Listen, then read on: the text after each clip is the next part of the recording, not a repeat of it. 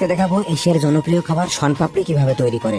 এটা ধরেন টার্গেট আনুমানিক থেকে 15 থেকে 20 মিনিট তিনি তাকে বানায় একবারে এমন তরল করে, বুঝলেন? তরল করার পরে যে এটা ভাবছিলাম তো এটা করে ঢালা হয়, এটা ছাড়া আর কি হবে না, বুঝলেন? ঢাললে সমস্যা দেখা যাবে। গরম ঢালার পরে এটা কিছুক্ষণ সময় দেবো।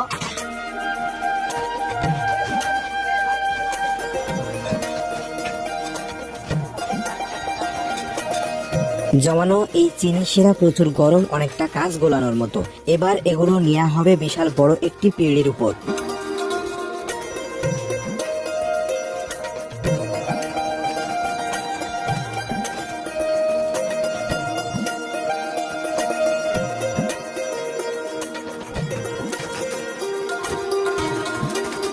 খামিরটা